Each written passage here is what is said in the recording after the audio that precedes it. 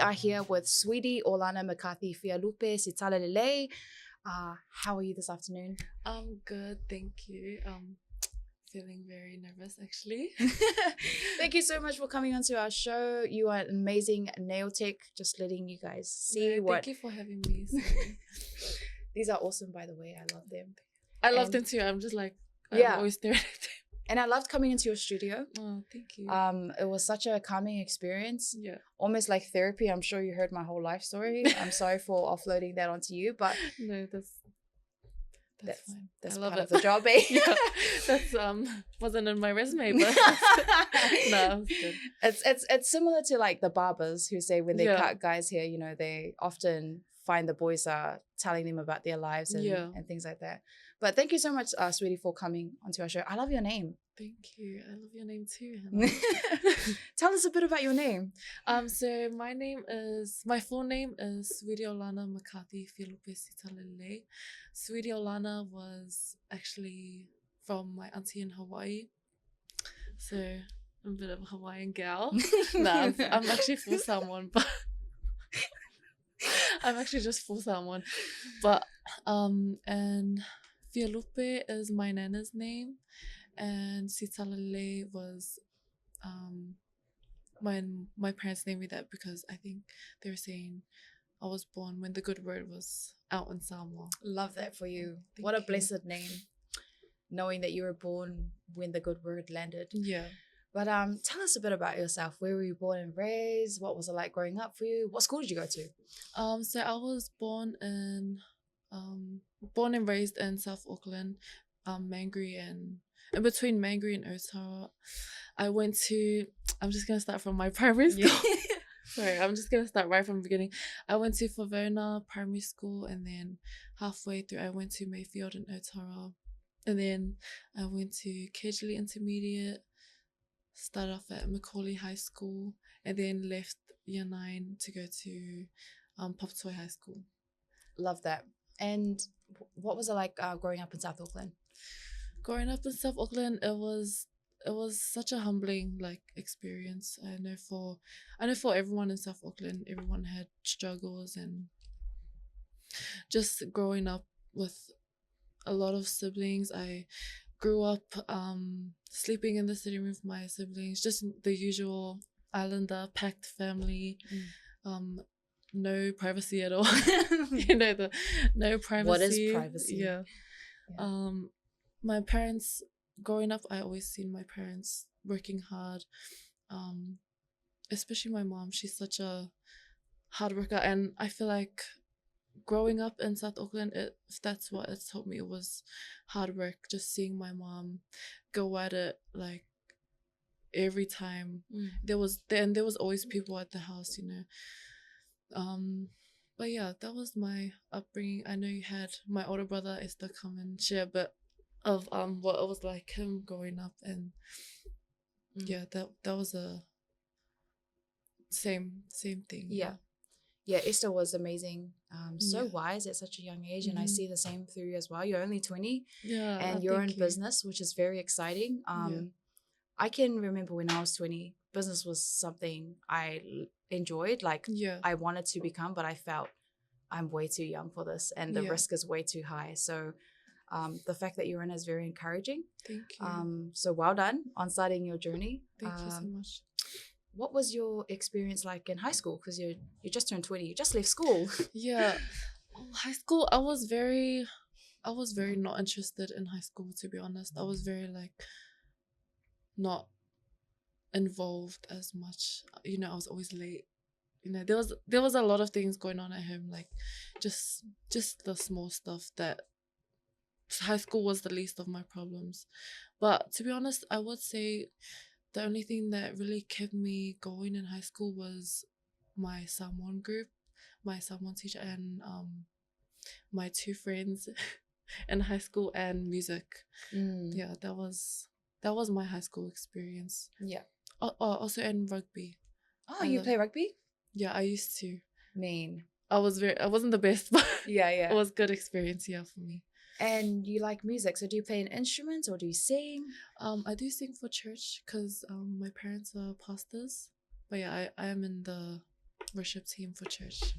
I love that. In your last year of school, did you feel any pressure to like embark on a certain career journey? Was there pressure from your parents? What was that experience like?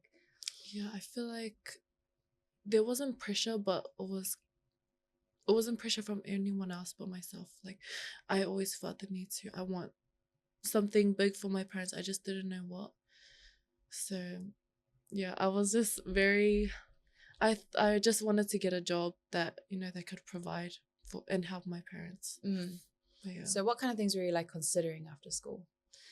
Definitely call center. Yeah, I thought like I was telling you at our nail appointment, I thought call center was it. Like, I thought that was the best I could do in my lifetime. Once I hit call center, I was like, no, that's it. I've made it in life, Yeah. And what made you kind of change your mind? It wasn't until there was actually a lot of stuff that changed the way I thought, especially like with the surrounding. And I know my brothers and what they do. I couldn't just sit there and think I'm just so limited. I was only limited to what I saw earlier. But my older brother, he was working and he was working at the ports, and he was doing the launder by himself at that time.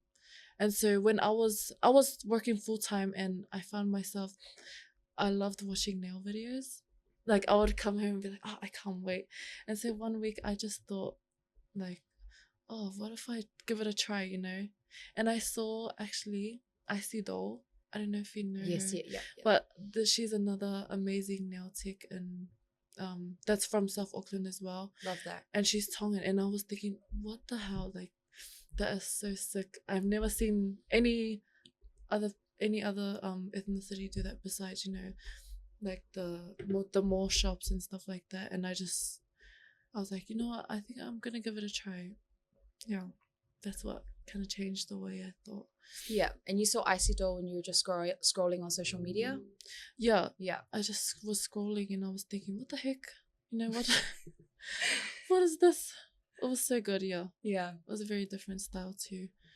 Yeah, that's awesome. And how did you kind of learn to do nails? Because there's quite a lot in there. Like, how did your learning journey begin?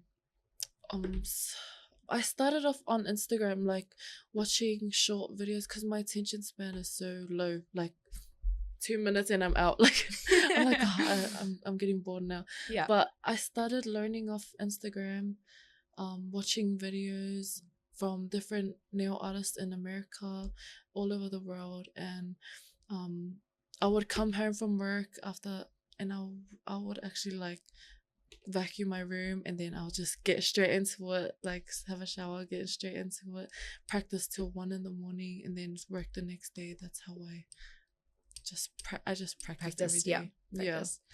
And what did you enjoy most about that whole learning process? Probably finding myself.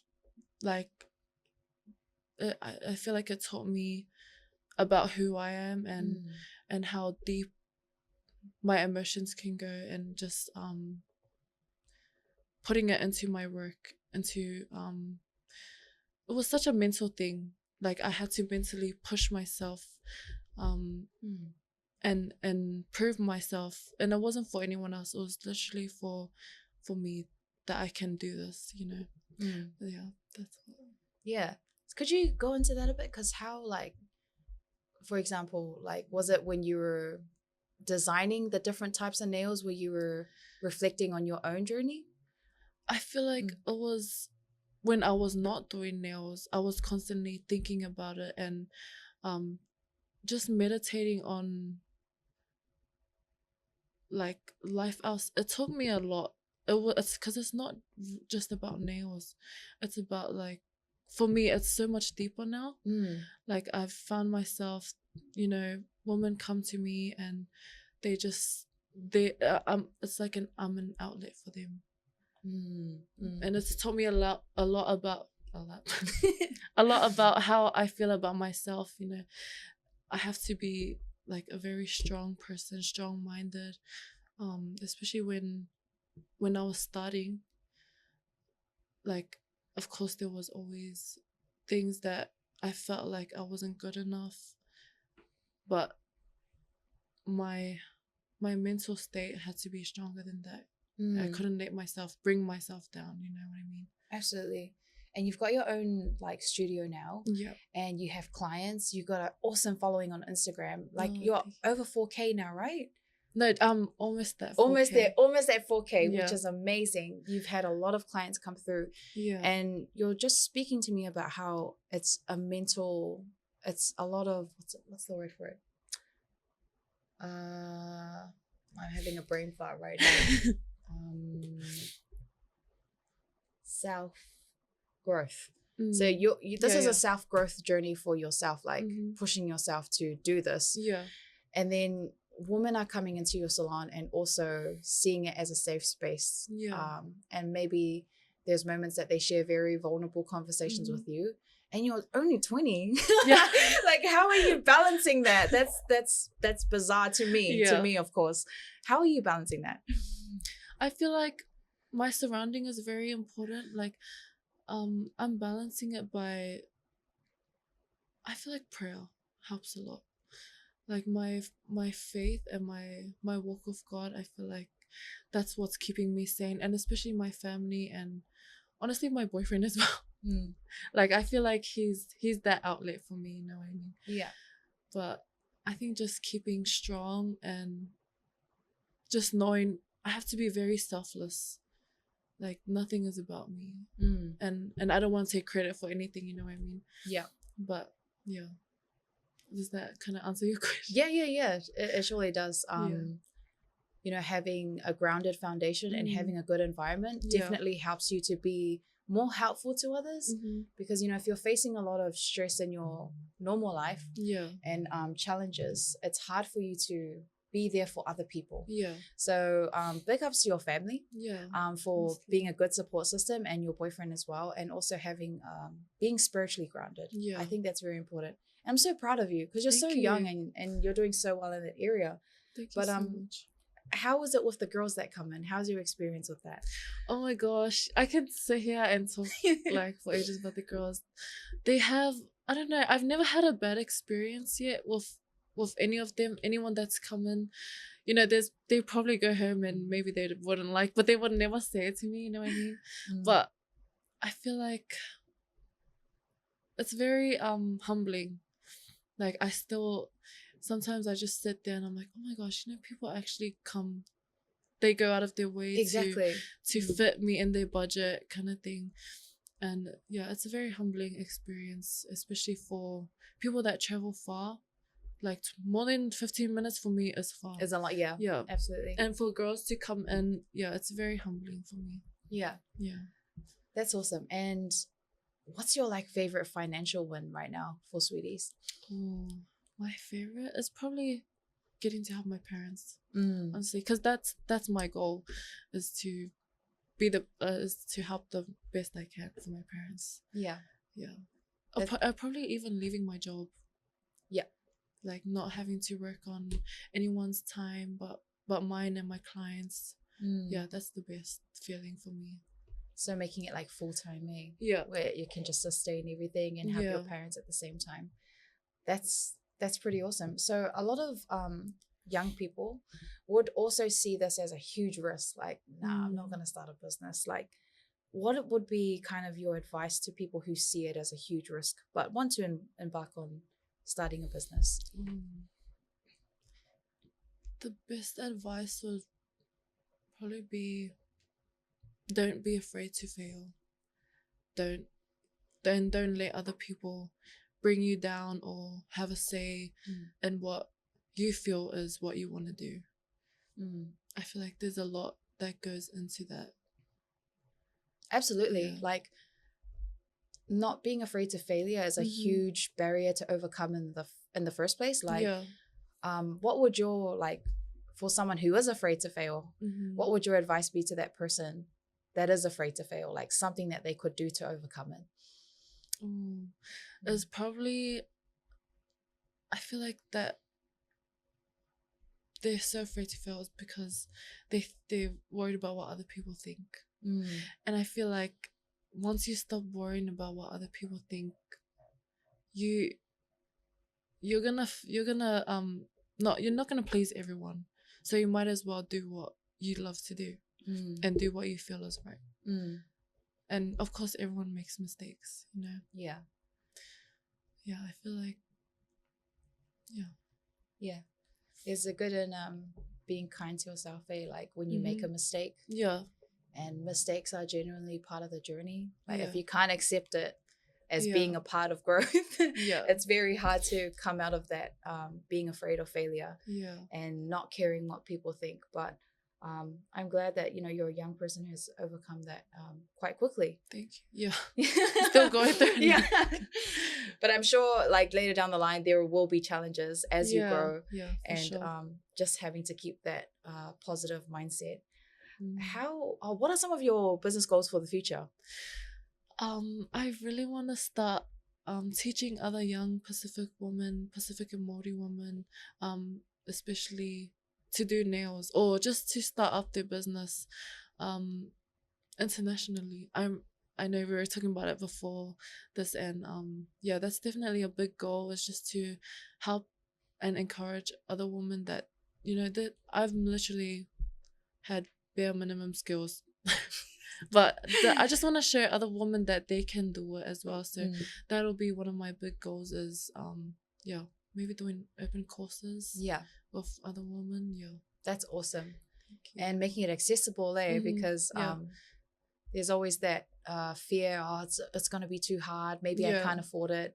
So making it accessible would be super awesome. And I wanted to go into kind of like your family and your culture and also your faith. How important are those three pillars for you? Oh, those are so important to me. Let's start off with culture. How important is your culture? Culture is very important. I feel like I'm just repeating myself with this, but it taught me a lot of values and what a woman is supposed to be like. We're supposed to be very.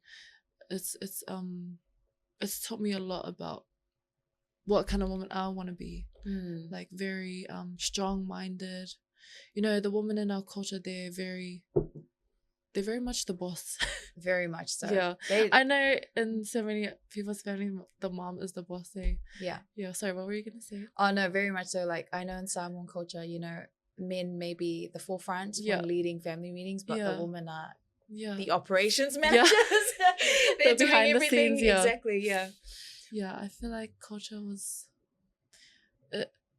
installed a lot of love. I feel like for me, and just respect, just the values that everyone knows, of respect, the loyalty. And another just side question: what does it mean for you to be someone? It means everything. I feel like I'm very proud to be someone. As a young person growing up, not born in someone, I feel like it's just very empowering. Like I feel like being someone is just, I don't know what I don't know how to explain it, but it's just very it's a very humbling culture. Yeah. It's very selfless. Yeah. Do you feel like it grounds you in the decisions you make every day? And for sure, grounding. Yeah. That's awesome. And what about your family? Oh, my family. There's a lot that goes into it. I was thinking about my family, and you know, it takes a village to build a person, and that's one way I could describe my family, is like they're very tight knit. I'm very close with all my brothers and my sisters over in Oz. My family, they helped me so much in this nail journey. Actually, even my boyfriend and his family, like I consider them family as well. It took a lot of people to get where I am right now. And I feel like without them, I wouldn't even be doing nails, I think, if it wasn't for my family. Especially my older brother here. You know. When I first told him I was gonna do nails, he was like, "Don't tell me, like, do it." And I was like, "Well, I'll just sit back down. Thanks for the challenge." Yeah, and I was like, "You know what? I'm gonna do it." But yeah, my family means everything to me. I'm very close with all of them as well. Yeah. And I know you've met them, and yeah. Yeah. I love how close you guys are, you know, because I know for a lot of, not all Pacific families, for a lot of Pacific families, we've just gone through so much in our migration journey that having that close bond and relationship is quite difficult. Yeah. But I love that you guys, you know, you get along well with each other. You're open, you express yourselves freely, and you're very encouraging as well. Yeah. Which is pretty cool. Yeah. Cool to see, to be honest. Like, that's awesome, and just big ups to you guys for coming this far, starting Launda. Yeah. I know Esther's got a lot going on, and yourself as well, coming together to make something great. Thank you. Which is very inspiring. So what about your faith? Because I know when I came over for our nail appointment, you were big on your faith there. Like, how important is that to you? That, that's very important.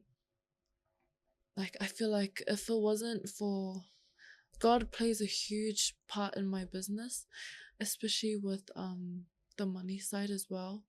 Like, I 100% believe, and it'll be probably different for others, but I 100% believe in my tithe and offering. That's what kept me going as a woman of God in business. I feel like it's prayers. Everything goes into this business. It's not just hard work and, you know, dedication. It's prayers from my parents and just my own walk with God that's, you know, brought everything together. So tithing, that's so interesting. Yeah. Because, you know, a lot of like people like, I'm giving too much money to the church. Like, that's so interesting. Could you go into that a bit more about what it means to you? So tithing to me is, I feel like it's taught me, even from when I wasn't doing nails. Sorry, I'm like all over the place. When I wasn't doing nails, I was like, it's taught me to not make money a priority. And it's literally giving back to God. So all I'm doing is my 10% from my business, and I'm just giving it back to God, and that's literally what has grounded me in business, is changing the mindset of why I'm making money.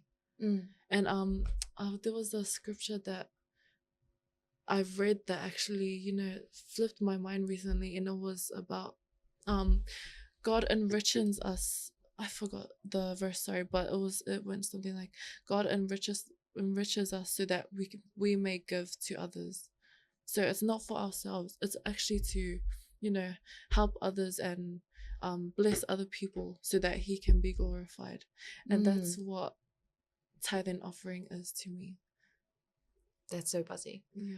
And I think when people hear that, they'll think that you're talking smack, because they're like, that doesn't make sense, because you're in business, you're doing the money for yourself, but you're saying it's not about money. And it's kind of a hard concept to understand, but I can totally understand where you're coming from. Yeah. Because I think being in business is very scary, because you don't know if you're going to get a client. You don't know if people are going to pay you on time. You don't know if you're going to make ends meet with the bills that you need to pay. Yeah. And so you need to have a stronger foundation to keep that faith alive, to keep you strong in that. So the fact that you've rooted that to your faith, and know that you're giving that 10% to a wider purpose, which is the community of church. I'm assuming that you give it to church, right? Yeah. So to help people who need it, or the less fortunate, also helps you live a more fulfilling life. And I know this world often says the more you do things that you want to do, it makes you happier, but we often see a lot of people are not even content when they reach that level of success that they want to reach. Exactly. That's what that's what I feel like.